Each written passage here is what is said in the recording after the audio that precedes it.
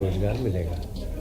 ये क्योंकि आप जानते हैं सबसे ज़्यादा रोज़गार टेक्सटाइल में ही मिलता है, तो इसलिए इसको प्रतिस्पर्धा में हम लाए केंद्र सरकार से, और इसलिए इस पर माननीय प्रधानमंत्री जी का भी बड़ा ध्यान है और हमारे मुख्यमंत्री जी का भी बड़ा ध्यान है कि कैसे भी ये बहुत जल्दी इस्टेब्लिश हो और यहाँ पर लोगों को रोज़गार मिल सके। नरवाई पराली जलाने के लिए कड़ाई से सरकार ने निर्णय लिया है, क्योंकि पर्यावरण काफ़ी प्रदूषित हो रहा है।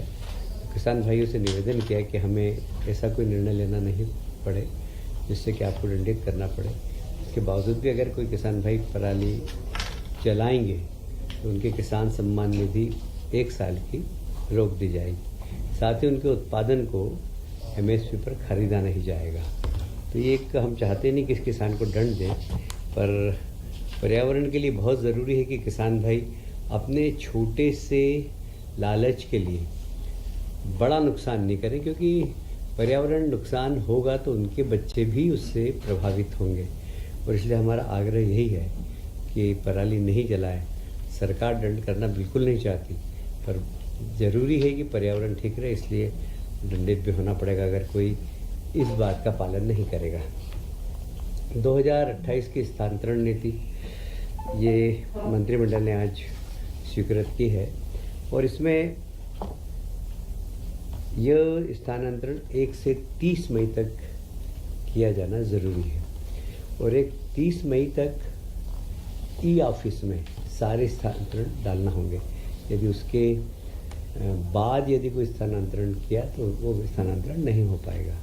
इसलिए 30 मई के पहले सभी माननीय मंत्रियों से आग्रह किया गया है कि वे स्थानांतरण 30 मई तक कर लें। अब उसका रेशो में भी थोड़ा सा चेंज किया है, क्योंकि हमें 2000 तक जो 200 तक जो पद हैं उसमें 20% तक ट्रांसफ़र कर सकेंगे। वो 201 से लेकर 1000 तक कुल उसमें 15% ट्रांसफ़र कर सकेंगे, और 1 से लेकर 2000 तक की संख्या तक में 10% ट्रांसफ़र कर पाएंगे। इस प्रकार लगभग 2001 से अधिक को 5%। तो ये एक थोड़ा सा परिवर्तन किया गया है।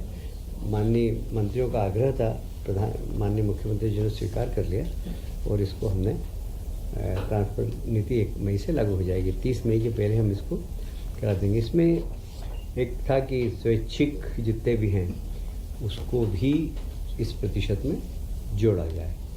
तो एक और सुविधा दी कि यदि कोई विभाग अपनी स्वयं की ट्रांसफ़र नीति बनाना चाहे तो बना सकता है, और उस ट्रांसफ़र नीति को सामान्य प्रशासन विभाग से एक बार बताकर उसको स्वीकृत करा लें। तो विभाग अपनी सुविधानुसार ट्रांसफ़र नीति भी बनाने के अधिकार आज कैबिनेट ने दिए हैं। उसमें परसेंटेज लागू नहीं होगा? यही परसेंटेज लागू होगा। इसका ड्यूरेशन वही रहेगा 31 में? वही होगा। 30 बट ये कॉन्ट्रोडिक्शन नहीं होगा जो आपकी नीति और परसेंटेज का? मतलब कुछ समझ मतलब थोड़ा क्लियर कीजिए। नहीं, ऐसा है कि पॉलिसी तो यही रहेगी। इस पॉलिसी के साथ साथ ही अब कहीं स्वैच्छिक का परसेंटेज ज़्यादा हो गया, तो फिर स्वैच्छिक अगर ज़्यादा हो गए तो वो भी इसमें संख्या अगर जुड़ गई तो जो वास्तव में जिनका ट्रांसफ़र करना उनका ट्रांसफ़र नहीं हो पाएंगे। तो इसलिए कुछ इस प्रकार का बैलेंस करना पड़ेगा कि स्वैच्छिक ट्रांसफ़र भी हो और विभाग जिसको चाहे उसके भी ट्रांसफ़र हो। महंगाई भत्ते की किस्त आप सभी जानते हैं कि शासकीय कर्मचारियों की काफ़ी पुरानी डिमांड थी, और माननीय मुख्यमंत्री जी ने इसकी घोषणा भी कर दी। तो मध्य प्रदेश शासन ने शासकीय कर्मचारी हेतु 1/7/24 से 30%, 3% एवं 1/1/25 से 2% महंगाई भत्ते की अतिरिक्त किस्त स्वीकृति की जा रही है। इसके फलस्वरूप अभी तक जो महंगाई भत्ता है वो 55% हो जाएगा, और ये भारत शासन के बराबर हो जाएगा। और इसलिए महंगाई भत्ता मध्य प्रदेश वो राज्य है जो केंद्र सरकार के बराबर महंगाई भत्ता हमारे यहाँ के कर्मचारियों को दे रहा है। आपके ऊपर बोझ कितना है? मेरे कैलकुलेशन तो किया नहीं अभी, लगभग 3,500।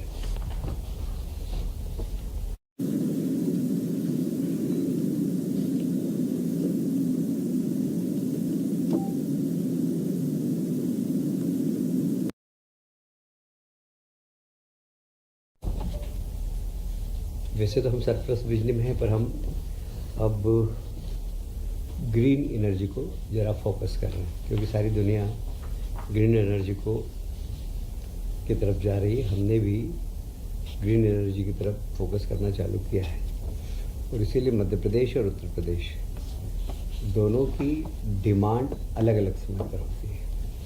हमारी डिमांड ख़त्म हो जाती है जब उत्तर प्रदेश की चालू होती है, और इसलिए जब हमारे यहाँ बरसात आ जाती है तो वहाँ पे डिमांड चालू हो जाती है उत्तर प्रदेश में। हमारे यहाँ बरसात में डिमांड कम होती है, तो इसलिए मध्य प्रदेश और उत्तर प्रदेश दोनों संयुक्त रूप से मिलकर एक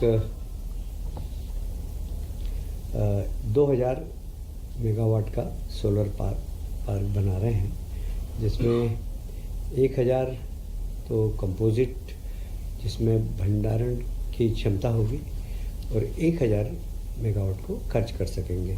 इस प्रकार 2000 मेगावाट का सोलर प्लांट मध्य प्रदेश और उत्तर प्रदेश के साथ संयुक्त रूप से मिलकर बनाने की योजना है। और इसमें लगभग इस प्रोजेक्ट में वैसे लगभग इस प्रोजेक्ट में कितना लगेगा? 3,000 मेगावाट है।